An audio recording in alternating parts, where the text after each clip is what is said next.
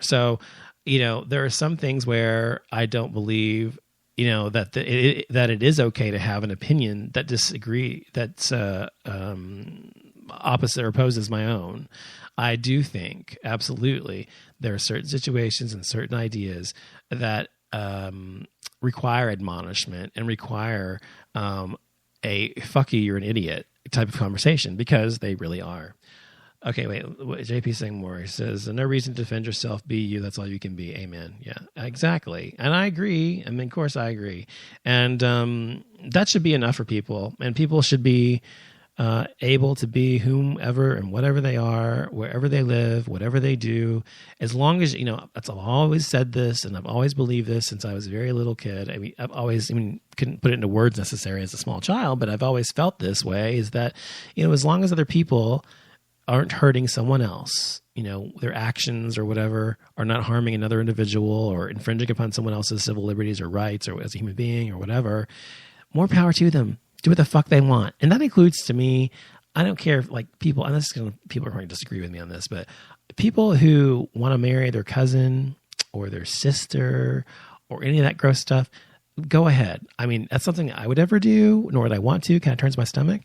But that's their right. Go marry your own sister, brother, have 3 wives, whatever. I don't give a fuck. I don't care. As long as you're not hurting me, I don't give a fuck. If you want to go and you want to go do pot, and you want to smoke pot, who cares? I don't do pot, but if you do, I don't give a fuck. If you want to go and even harder drugs, I think harder drugs should be illegal because they're so toxic. But if you want to do drugs, then do drugs. I don't think people who are actually into drugs and who are actually addicted to them should go to jail, by the way. For example, if people are addicted to drugs, it doesn't make a lot of sense to me. It's illogical, as I was saying, to me, to put them into prison. And, they may get detoxed as a result of being without drugs for a while, but you're not teaching them anything. You're not addressing the issue. All you're doing is putting them behind bars so they can't get to the drugs. And once they can get to the drugs again, they're going to get to the drugs again and start the cycle all over again. And I mean, talking about the prison system, that's a whole other topic. I mean, talking about the fact that our entire country's prison system, not the entire country, but a majority of our prison system is privatized and not run by the government, is run by actual for profit, is ridiculous. You should never run a prison or a hospital, in my opinion, or a school. Those are the 3 things. Prisons, hospitals, and schools should not be run for profit ever, because you're dealing with people's livelihood and their lives. And this is something that should not be left up to capitalism. It should be left to altruism and humanitarianism and nonprofit status and things like that. And that's why it really irritates me. Sorry, I was reading what incest is the best, but your sister to the test. Yeah, he's kidding, of course. That's funny. But anyway, so I don't think that, so I'm a very liberal person. I'm very liberal minded, obviously. I mean, I've always called myself a liberal. That's what I am. And that's what it means to be liberal, as I've always said, is to be open minded and to not give a fuck about what the fuck somebody else does, as long as it's not hurting you. And ironically, I hear a lot of Republicans saying that all the time. And, Republicans often say, "Oh, I want less government. We want smaller government, and we want, fewer taxes and blah, blah, blah. And we want to stay out of people's private lives." Yeah, they're the ones who are constantly telling gay people what to do and what they cannot do. They're the ones who are constantly raising taxes because of their fucking budgets and spending money on fucking wars that we don't need. They're the ones doing all the bullshit, the exact opposite of what their platform stood for. Of course, it's since been hijacked by the Tea Party and by hillbilly voters, people who decide to finally vote. And the scary thing is, the people who vote are typically on the fringes of each party. So the people who vote are to the extreme. They're either highly, highly liberal like myself, or highly, highly conservative on the other end of the spectrum. And they're not really typically the moderates. And so the difference is, to me, and of course I'm obviously biased, I'm a very liberal individual, yes, but I'm not a fucking nutbag. If you get, the farther you get to the right, people get nuttier and crazier. And that's the truth. I mean, you compare it to the right wingers to the left wingers, the extreme right wingers to the extreme left wingers. And I say, some people will say that the extreme left is socialism or anarchy. I disagree with that. I think that's something completely different.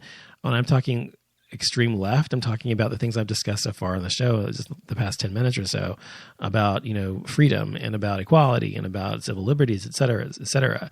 And the extreme right, however, you're talking about people who kill people because they're against abortion, or they kill the doctors, or they try to curtail people's rights and so forth. So there's a big difference to me, but of course I'm obviously biased about this.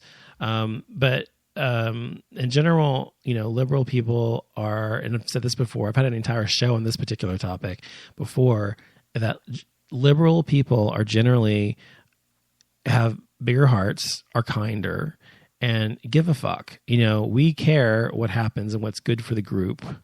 And extreme right wingers and conservatives or whatever, they care what's good for them, not what's good for the group. And that's why we have the problems we have today as a result of Bush's policies, mostly, not all of them. In terms of giving more and more money to the 1% and to the wealthy and to the conservatives up there who are on Wall Street, et cetera, who are trying to get more and more wealthy when they really don't need to be, at the expense of the people who are making less money.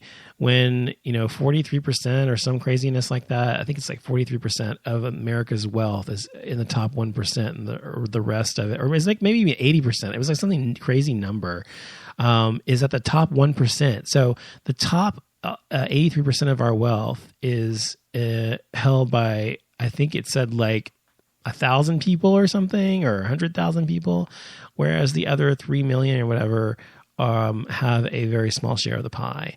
So these kind of policies are not fair, first of all, and they're not going to sustain society. They're not going to sustain America, that's for sure.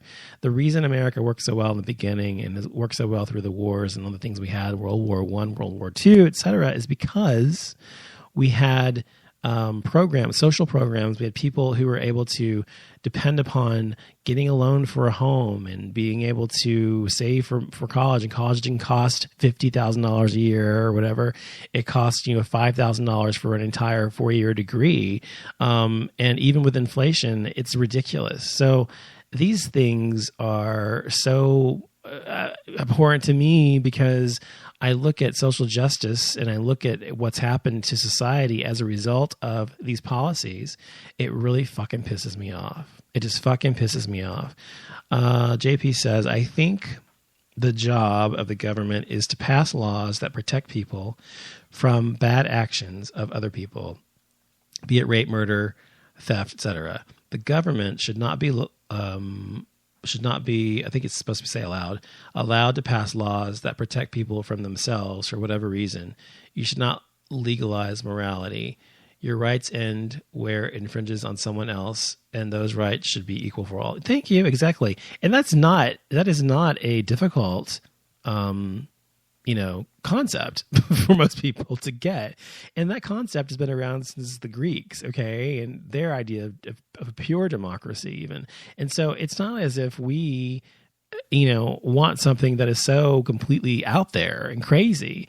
I mean, it's really a very simple idea and something that makes everyone have equality. And when I say equality, it doesn't mean everybody's going to be rich and everybody's going to have the same amount of money or the nicest house and so forth. It's not about that. It means that you all have the same opportunities to achieve whatever it is you want to achieve, whether it be financially or otherwise.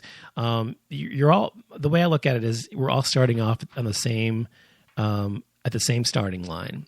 Whereas right now, people are starting off at different points on the same track. So that's the issue. All I want is to see everybody starting at the same point with the same opportunities, and not to be infringed upon along the way, not to have hurdles in front of the black people and hurdles in front of the gays and hurdles in front of the women, and all the white Anglo-Saxon heterosexual Protestant males have no hurdles at all. So that's the analogy I can use here, is that they have no hurdles at all, and they haven't for so long. And so now we're trying to make it so that everyone has no hurdles at all.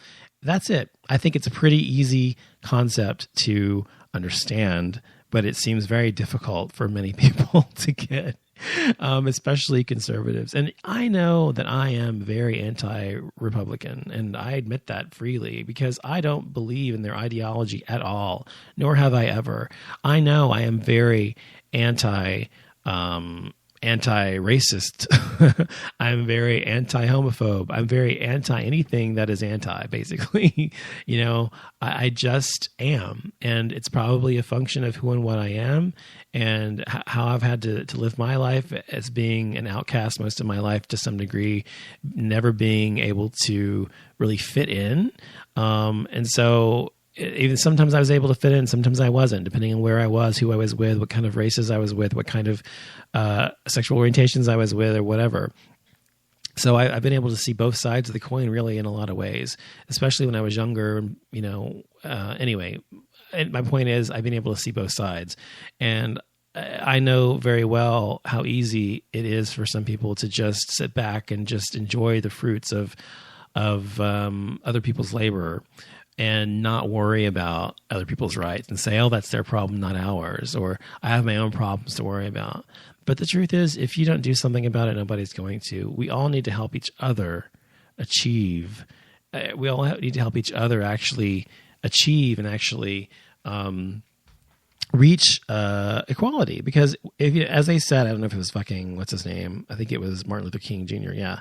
He said, inequality here, or inequality anywhere is inequality everywhere, or something like that. And that's the truth. I mean, it affects everyone in the world, and it affects everyone in every single facet of your life.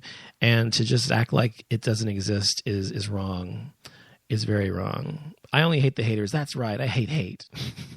There's a very well-known person on here on Spreaker, whom I hate, by the way. She always used to say, I just hate. I hate. And which was ironic because that's all she did was actually hate people.